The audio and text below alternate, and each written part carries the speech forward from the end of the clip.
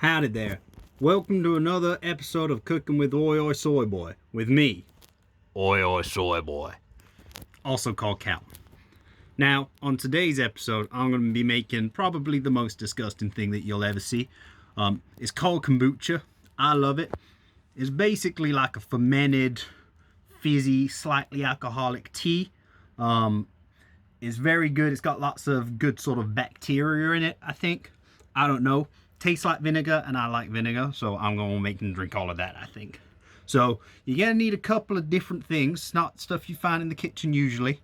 Mainly it's just tea and sugar, but you're going to have to source a SCOBY. So Google SCOBY, that's SCOBY, grab it, put it in your tea, and let's get fermenting.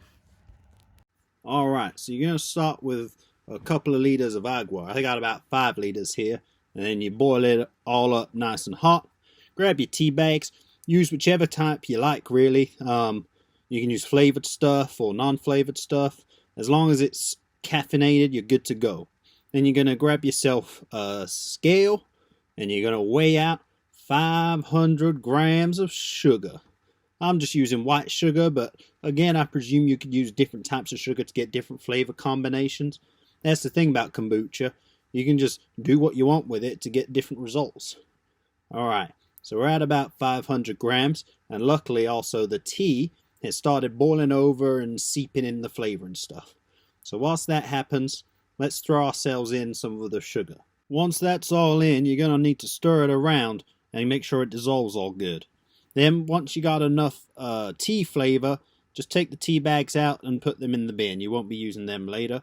Great. Keep stirring it because you got to make sure it's completely dissolved. Then you're going to get your fermenting tank or receptacle.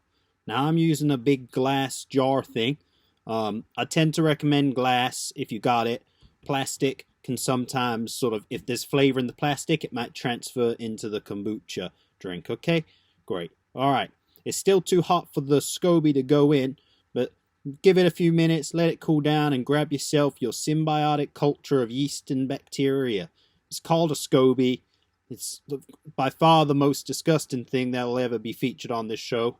As you can see, there's some old kombucha from the last brew in there, so you're going to include that in the mix.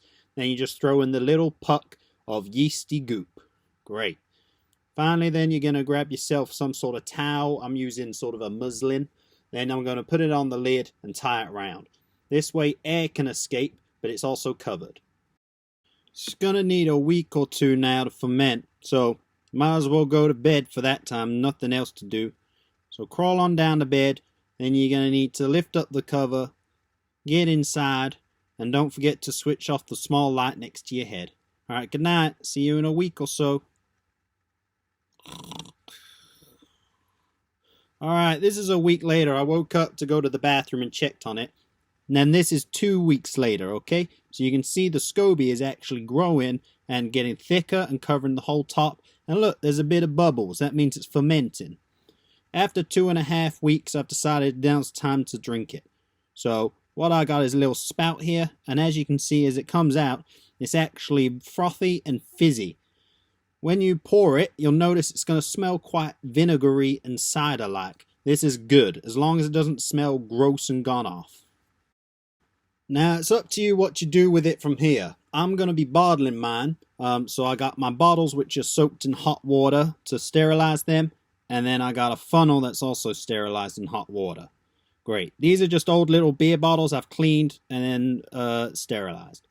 Pop your funnel in top of the bottle, and then you're just going to pour the stuff in. Sadly, this is a two-hand job, so I couldn't film it actually going in. Now, we're going to get ourselves a bottle cap. Great. So that's a bottle cap also sterilized. Pop him on top of the bottle, easy, carefully. Put him in the little arm thing that closes him, and then pull the arm down. This is going to seal our kombucha. Alright, beautiful. Now, when you seal it, you're going to sort of leave it another couple of weeks for a second fermentation. This way it's going to get fizzier in the bottle. Great, and pressurize it as well.